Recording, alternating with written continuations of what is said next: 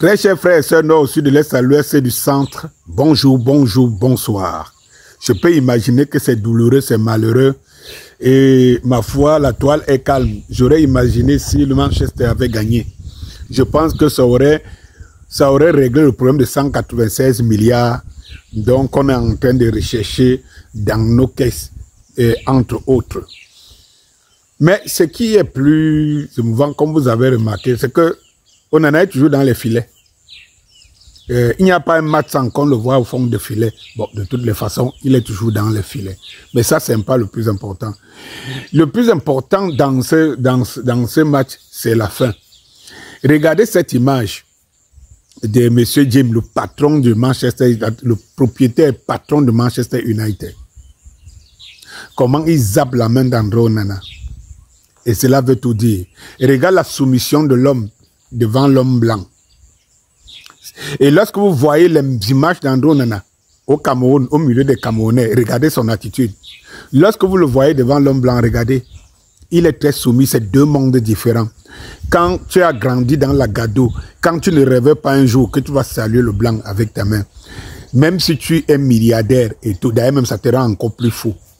Le moment où descendra sur terre, il se fera trop tard. 29 ans, 30 ans sonnés, ce n'est plus très reluisant pour la carrière. Malheureusement, tous ces gars avaient du potentiel pour être des Samuel Eto'o. Mais ils n'y arriveront jamais, à grand jamais. Ils finiront leur carrière comme ça. Tu as l'autre Vincent Boubacar et tout ça, et tous ces jeunes-là, parce qu'ils n'ont pas compris que la vie a des codes. Et que ces codes, il faut les respecter. Et que ce n'est pas toujours une grandeur, une valeur, quand tu as par rapport aux autres.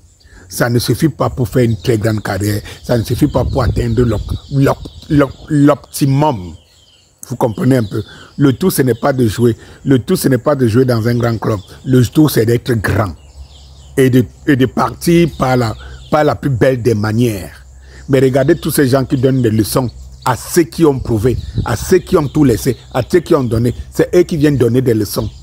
Ils sont sortis avec les caca dans les fesses. Ils viennent donner des leçons à ceux qui ont prouvé qu'ils avaient balisé leur terrain et que les toilettes parfumaient de bonnes odeurs.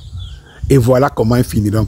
Vous, mes chers parents d'aujourd'hui, vos enfants, enseignez-les, inculquez-les le civisme, le bon vivre, le savoir-vivre, le respect de l'aîné et des supérieurs. Sinon, ils finiront tous comme ça.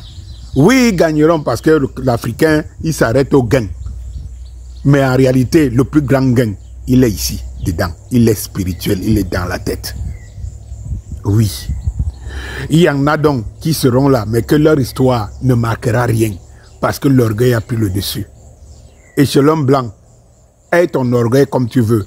Le résultat, au Cameroun, chez nous là, on va se contenter de l'image des jeux. Vous voyez même que les gens sont arrivés jusqu'à aller chercher les records les plus basses, les bassesses pour essayer de donner une certaine victoire, une certaine grandeur à quelqu'un.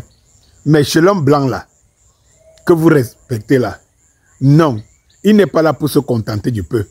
Il est là pour l'excellence. Et de toutes les façons, tu n'écriras ton histoire que lorsque tu l'auras mise, ton histoire aurait dépassé l'histoire des autres, de ce que tu as trouvé.